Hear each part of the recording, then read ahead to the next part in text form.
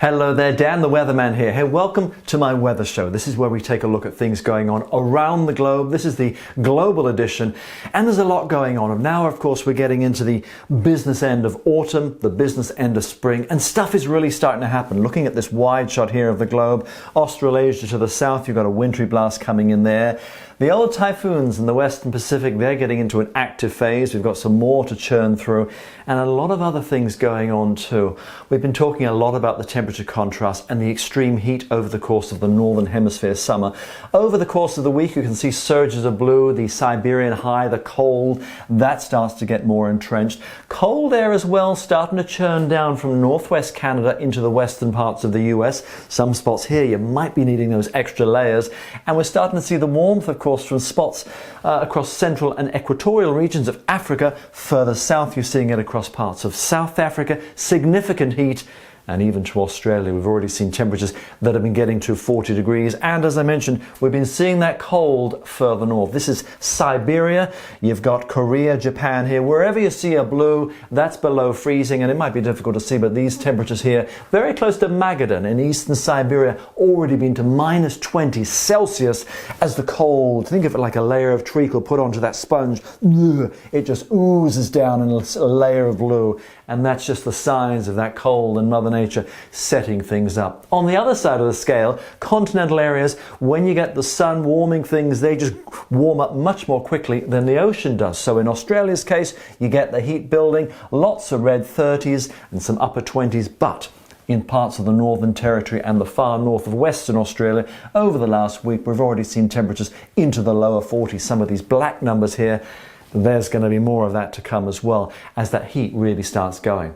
We start off in the Northern Hemisphere, and it's the usual case, the old wiggly piece of spaghetti, the jet stream. This time of year and nowadays, it's a lot more wiggly, and that gives rise to the cold and the warm just having a bit of an arm wrestle with that piece of spaghetti. In this case here, you've got a good surge of yellow or green. That's good push because of the contrast of temperature, and that brings some big changes. Watch this big push here as you run through the week, surging down the west coast of North America. That's a surge of cold air, like the floodgates. Vroom, down it comes, colder for western parts of the US. I'll show you more of that in a second.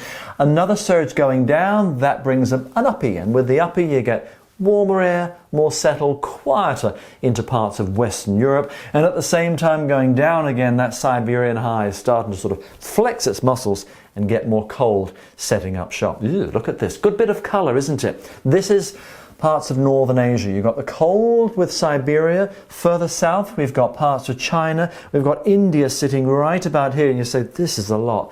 All the lines, all the winds, that's the jet stream. We're higher up. Now you imagine, of course, this time of year when you start getting the blue, the cold coming down, that takes the zone of the jet stream. You're getting the warmth as well. That zone of weather, the jet stream, starts shifting south as the season changes. As it does, we start seeing some changes, in particular India, because you've got the Indian monsoon, that flow meeting that flow that brings rise to the storms they see over the course of the summer.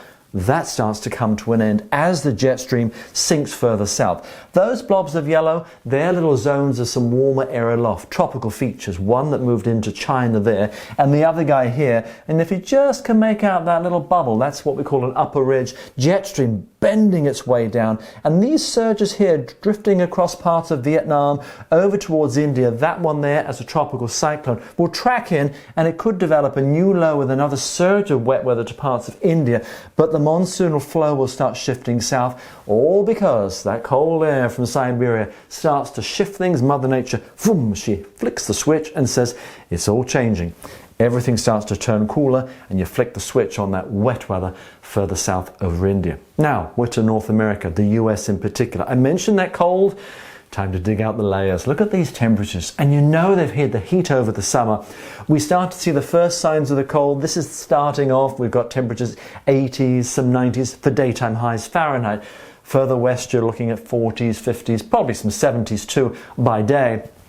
Watch what happens. Cold comes down. You see the blue? These are some overnight temperatures across Colorado into the central and northern Rockies, probably overnight below freezing. Maybe some teens, perhaps even some 20s Fahrenheit. And all that red there, the surge of cold is here to start with. But notice then the green surging through Wednesday and Thursday. It's like initially, and then it just, yeah, let's do it. Boom. And it just works the cold air in. So we start seeing by the end of the week, all these 80s and sort of 90s, they're replaced overnight with even 40s and 50s to eastern parts of the US. So change is on the way. The cool autumn stuff is on the way. Quieter weather to western parts of Europe. The reason why? Area of high pressure. But things never stay the same. We're going to finally see some first decent snowfall for the Alps. The reason why?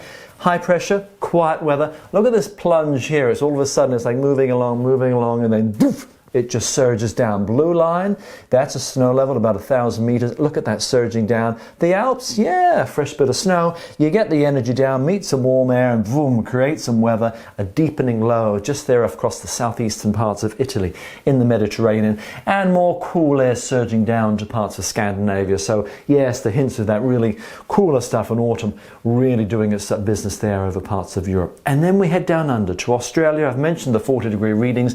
There'll be more of those as the old continent really starts flexing its muscles of heat. But at the same time, the Southern Ocean still wanting to surge in some cool. So you keep an eye on that red there. Look at the arrows. These are the surface winds. You can see this surge of cool, the blue here, churning its way north to New Zealand. And then look at some of the blues, the purples. Those are sub-zero readings. Some snow to some pretty low levels for New Zealand. A nasty little southerly churns through. Overnight frost as that low winds up, choom, all the way through. At the same time, things still staying warm, just cooling off a little bit across northern Australia, but plenty more 30s and 40s there to come over the coming days. That's the weather for now.